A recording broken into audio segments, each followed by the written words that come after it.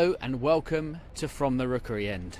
I'm Dave, walking away from Ewood Park after Blackburn Rovers 2, Watford 1, our final away game of the season. The weather is very much not final away game of the season weather, and the game wasn't much better. I'm with Charlie from WD18. Charlie, wasn't a classic, was it, for as far as Watford is concerned? Certainly wasn't a classic. I think when Luton scored that late goal today, it set the tone, and today's game was, really disappointing. Bit of hope, but I think we've just run out of steam, Dave.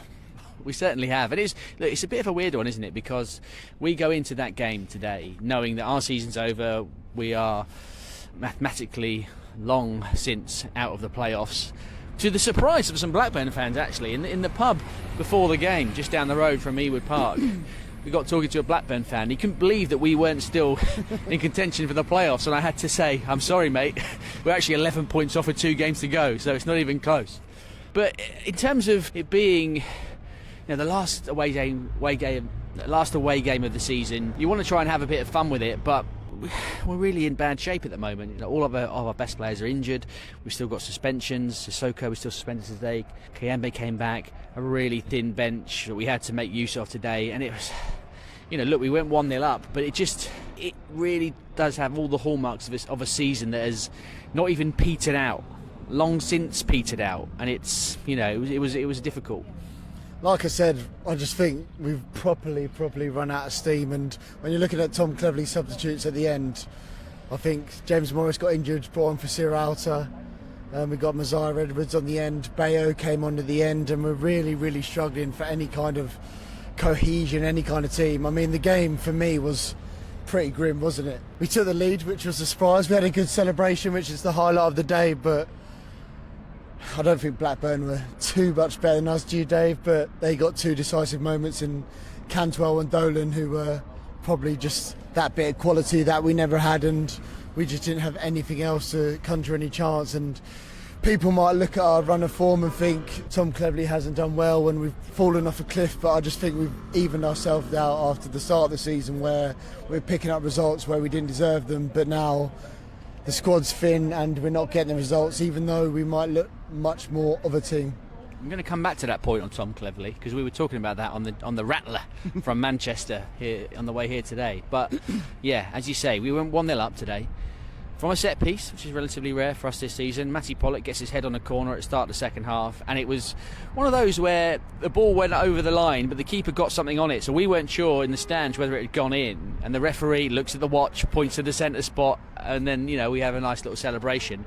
I was trying to think, is that better? Like, do you think that little moment where, and I'm clutching here, I'm clutching at straws for any positives I can find, but the fact that we weren't sure that it went in, and then we get the moment, it sort of made it a little bit better, didn't it? I enjoyed it. Look, you need to take what you can in these away days, and that little moment, that little 2 seconds of, did it go in? Is it over? Is it over? It's over! And when the ref just pointed back, we had a really good moment, and that's all you want in away days. And when you're playing a team like Blackburn, who, I don't know what you thought, Dave, but I thought they were very average, and those fans now are clutching onto a tiny bit of playoff hope, but... Well, you say tiny, right? And this is the thing, I was chatting to a Blackburn fan in the pub before, a friend of mine, and we were watching Luton against Coventry, and there was quite a few Watford fans in the pub just down the road from Ewood in the Fernhurst. And the Blackburn fans for most of the game weren't really interested, but then all of a sudden when it got to the latter stages and Luton scored, the Blackburn fans started cheering, and then that sort of reminded us all that they want Luton to win because they were playing Coventry, and Coventry can still get in the playoffs. Blackburn somehow after this game are only 1 point away from the playoffs, same as Millwall, and I think it does emphasise the standard of the division this year is not great. But enough about the opponents and about that. Let's go back to what you were just saying about Tom Cleverley.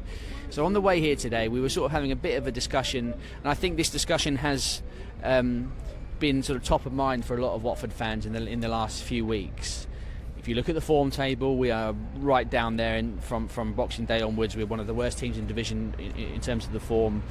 Today hasn't helped that, but there are some mitigating circumstances, maybe the injuries, the suspensions, the general lack of strength in the squad. You turned to me just towards the end of the game when Tom Cleverley's raging.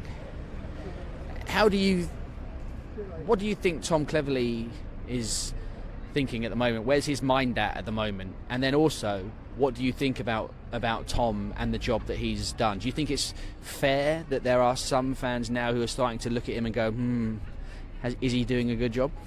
I think he's thinking, I cannot wait to get away on holiday, to be honest. Yeah. Whether he's going to be employed or not is a different conversation, which I don't really want to bring up, but other people haven't. I've always stood firm and think he's done a great job, and it's all about context for me. Stretch back when you and Mike had a podcast from the Rookery End and sort of said about the dire straits that we were in. Yeah, last summer, right, outside the railway, we were talking in quite negative terms about the whole season. And what Tom's done with the squad that he's had, and when I looked at the players that are on the pitch today and the availability and what we could bring off the bench compared to what Blackburn could bring on the bench and our old friend Emmanuel Dennis, let's not bring that up again, but I just look at Tom on the end and he's looking at these different players who are doing all they can, but what can they do with the level they're at? And I really feel sorry for him, and I do think we just need to take a step back, have a bit of context and think, for us to be in a playoff conversation for a long time, a couple of weeks ago, I think he's done a great job, and I would love nothing more to see him managing us again going into next season. Hopefully we have key players like Barr. Whether loser says, we don't know, but he's missed Barr, who's been the most devastating player. So for me, I think he's done a great job, but some fans will look at the form and go, it's not been good enough. What do you think? I feel a bit sorry for him in some ways because, I think if you look at the first half of the season, and a lot of those games that we won by one goal, fine margins, Barr and Chakvetadze, but Barr was the difference in a lot of them, and basically he's been without Barr pretty much, apart from a few games, for the whole of the second half of the season, which is a massive blow. Chakvetadze's form tailed off a little bit, we've had more injuries, the lack of quality and depth in the striking department has been an issue, and I think, as you say, you're right. If we had the season, which we sort of have had in the last few years, where you're never stringing more than two results together, but you're just keeping your head above water for the whole time, then we're probably a little bit more indifferent to the whole thing. But because we had that first half of the season where we were so good, and I remember seeing you outside the Vic when we beat Portsmouth just before Christmas, and we got that Rocco Vata scored that last minute goal. I remember seeing you and Sam walking down Vicarage Road as I was walking home to see my mum, and I went, mate, something's happening. Something's happening. I believe. Yeah. There's belief. And then basically ever since then it's all gone to pot. And because we've had that contrast, that great first half and this pretty poor second half, it accumulates. The bad feelings and negativity accumulates. And like you say, I think context is important. I don't think Cleverley should be beyond reproach. He shouldn't be beyond criticism. He's still an inexperienced manager. Has he made all the right decisions? Does the Jebison thing hang over him a little bit? Maybe. Like, there are things you can point at, and that's fine. I think he'd admit that himself. Like, he's not going to be perfect, but I think we have to understand where we are as a club, where we are as the squad, and the bigger picture. And I think it's quite apt that we were at Blackburn today. We saw, towards the end of the game, some Blackburn fans unveil a banner that said Pasha out, which I believe Pasha is one of the hierarchy, chief exec, or one of the hierarchy at Blackburn. They are not happy. Their fans are not happy. We were chatting to some fans before the game. They're not too dissimilar to us in terms of they're very unhappy with the Venkies, and the Venkies, which, you may, if you're listening now and you haven't been paying attention to Blackburn, why would you? Like, you might be surprised to think to hear that they're still here, but the Venki were sort of comedy owners in the sort of Barclays era of the Premier League, but they're still here. They've basically let the club drift, into this kind of malaise, long-term malaise. And I think they're sort of a few steps ahead of us in terms of where we could be in a few years. They're constantly, every now and again they have this little chance, and look, they're still in a chance of getting to the playoffs now, but there's unrest. People aren't happy with the way the club's being run. And you just look around the place. We're standing outside Ewood Park now, and it's faded, it's tired. Even the Venki's logo, their own logo on the Riverside stand in Ewood Park, all the Venki's signs are like faded and stained from where the rain's come down over the stand. Like, it speaks to neglect. And it's interesting to see Blackburn and Sheffield Wednesday are in a similar situation at the moment. I think there's been a lot of protests at Hillsborough today from Sheffield Wednesday fans. It feels like Blackburn, Sheffield Wednesday, maybe Reading and League One as well, are what we could be in a year's time, perhaps. And when we're talking about Tom Cleverley, when we're talking about the squad and the players, I think you do have to take a step back sometimes and think, look, we've had some fun times this season, but the reason that me, Mike and John sat down outside the railway at the start of the season and were quite sombre and sober about our prospects, all those reasons are still there.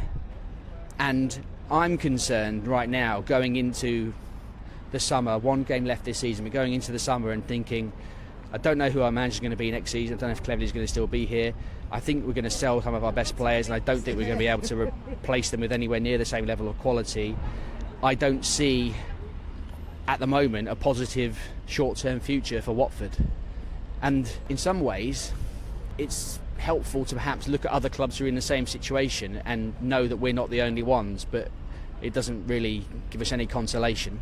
Doesn't feel good. And one trend that I think has been common since we've been in the Premier League, which is probably 10-year anniversary that you guys have done a pod about, is 10 years yesterday, yeah. The second half of the season, for how many years now, has always been a lot worse than the first half. And I think that comes down to the short-termism of the potsos, of whether it's a manager or players, and we've seen this season exactly the same thing.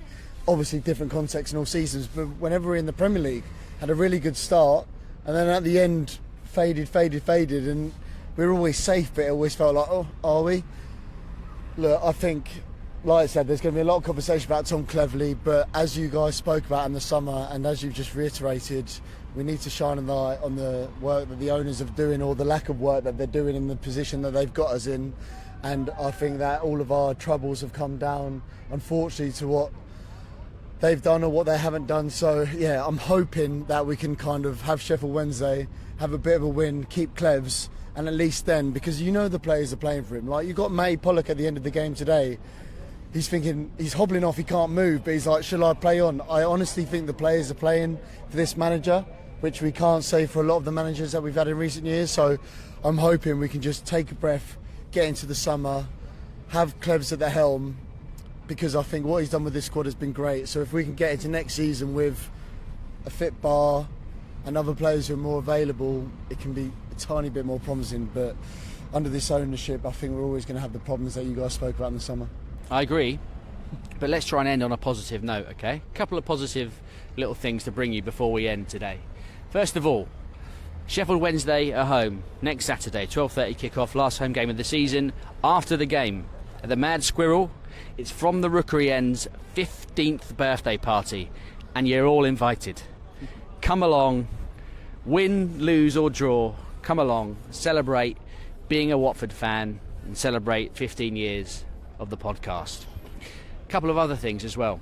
As you said, Charlie, we did put out a podcast on Friday, just before this weekend, celebrating the 10-year anniversary of Watford getting promoted to the Premier League in 14-15, culminating in that win, a 2-0 win at Brighton, and then going up a few hours later when we were watching the scores as Middlesbrough failed to beat Fulham. A couple of little addendums to that podcast.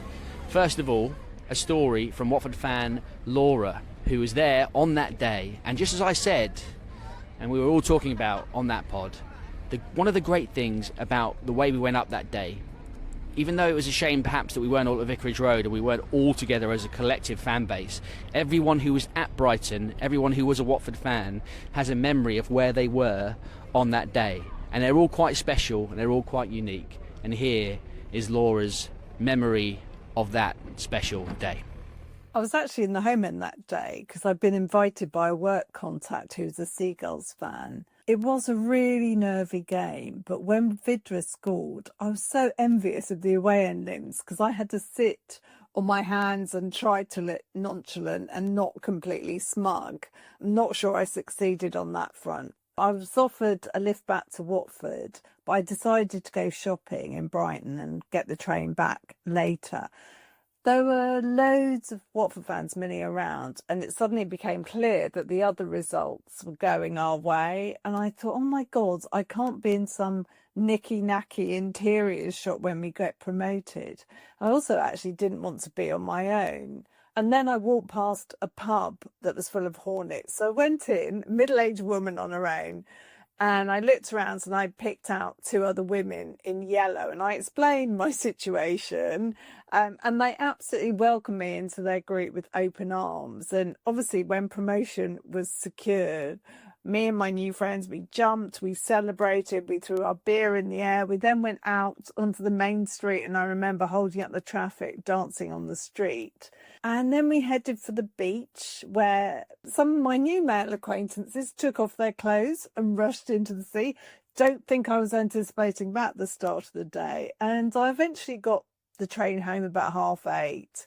And we sang and danced and bounced with other Hornets all the way home via Clapham. With one exception, who I see occasionally at away games, I've never seen or contacted the people that I spent that afternoon with. But actually, it doesn't really matter because we had that moment together and it was bloody brilliant. I mean, what a moment that must have been to be down in Brighton, shopping. And then you think, oh, I've got to get into the pub. I've got to find some Watford fans, and you know that's heartening to know that the Watford fans took Laura under their wing, and she had a great time, and they all had a great time that day. I think you were doing the same, weren't you, that day? You found some Watford fans after the game and went down to the beach and down to the pubs in Brighton. Honestly, Dave, one of the best days I've had as a football fan. We were in a pub called King and Queen's at Brighton Seafront, and I probably gave Laura a kiss at some point. But honestly, one of the best days I've ever had. And yeah, listening to your guys' pod was amazing. So yeah, reminiscing about those times. Yeah, I'm hoping, are we coming around to this cycle? Is it been 10 years that it's got to be our turn soon, or does football not work like that? We'll see. I think it could take maybe another 10 years before we get back there. And not just and another memory from that time as well. Here's John Mooney talking to Radio 5 Live's Jackie Oatley on the air in Vicarage Road when the Elton John stand was opened. We go to Vicarage Road. Watford fans arriving early to see Wigan, to see Sir Elton John and Jackie Oatley. Well, Mark, I'm at a chilly but sunny Vicarage Road looking at 2 newly named stands facing each other, honouring 2 club legends who combined to bring the glory years to Watford Football Club. On the last home match, the Graham Taylor stand was officially opened. And today it's the turn of one of the greatest rock stars that Pinner has ever produced, which is a close-run thing, bearing in mind that Jerry Halliwell is from down the road here in Watford. I did see Sir Elton John on his way into the stand a little bit earlier on, and I'm in his newly named stand now with presenter of the Rookery End podcast, John Mooney. No relation to Tommy. John, just tell us, what does Sir Elton mean to this club? If it wasn't for Sir Elton, we wouldn't be the club that we are, having a stand of this size to name after him. He's a man who defined the football club, but also defined every time I go on holiday, and people say, I say one from Watford, they go, oh, like Elton John. So he's so important to what this football club is today. Are you a fan of his music? Everyone's got a good catchy pop song, and we don't mind singing a song or two, no. Oh, go on then. Well, at the back of this stand we have the yellow writing, some of the words from Your Song, that's Elton's Your Song, not Your Song, printed on the grey corrugated background. But I think they'd be much better sung by you, John. I've heard you on your podcast. You've got a bit of a set of lungs on you, so tell us what's on the back here. Well, it says... come on, you've got to sing it. It might be quite simple, but now that it's done, I hope you don't mind. I hope you don't mind what I put down in words. How wonderful life is with Elton in our world. You made that last bit up. Maybe. Watford fans in good voice and in good heart at Vicarage Road today. And we're going to end with this. A lovely little moment of happenstance this morning, right? Me and Charlie, we meet up at Manchester Victoria Station to get the train over to Blackburn. We're walking across the station. Charlie's got his carrier bag with all of his cans in, and he's got his scarf on, his Watford scarf on. And a lady saw Charlie, flagged him down and said, "You're right, love. Are you Watford?" Yeah. I used to work at Watford. Like, really? I said, yeah. I used to work behind the bar at Watford. Like, wow, like when? It was back, with Graham Taylor, when he first left the club. Like, oh, wow, in like late 80s, yeah. And then that man came in. Who was that man? The one that came in after Dave Bassett. Yeah, Bassett. Oh, I didn't like him. He sold half the team, and then 6 months later, we were down. And we were like, whoa, what happened? Like, how did you end up working for Watford? And she went, If I told you my life story, you'd miss the game. We'd be here all day. I'm from Wakefield. And then she walked away. And that's all we heard from her. But we had this wonderful moment for about 2 minutes with this lady from Wakefield who worked for Watford in the late 80s behind the bar at Vicarage Road. She loved Graham Taylor. She didn't like Dave Bassett. And that is the sort of thing that can happen if you decide to come to an away day and follow Watford away at Blackburn the last day of the season. Really, like, it was literally the minute I met you, before I probably spoke to you, and some woman just flagged me down and said, "You're at Love." Like you said, your impression was very nice of a northern accent, but it just goes to show we've been reminiscing this time of year when Watford had their success stories, and we spoke about the FA Cup semi-finals when you guys were in New York, and it just shows Watford fans are everywhere and everyone's got their unique stories and their unique pockets from around the UK and around the world. So yeah, you guys need to get on a podcast and see what actually happened when she was working with Graham Taylor in the 90s. I think we need to track her down. On the very minute chance that she's listening to this, get in touch. But if you're listening to this and you know that lady from Wakefield who worked at Watford in the late 80s, give us a shout. We'll track her down. We'll get her back on. But that's enough from us today. We'll be back next week. After the Sheffield Wednesday game, we're going to have a good old knees up, I think, after the Sheffield Wednesday game to celebrate the 15 years from the Rookery End. We're going to chat to some of the cast and the characters that have been with us for this 15 years. And you've still got that 10-year anniversary pod to listen to. If today has got you down, if me and Charlie not being that happy about today has got you down, then trust me, listening to that 10-year anniversary pod of the promotion from 2015 will cheer you up. We'll see you next week. Come on, you Orns.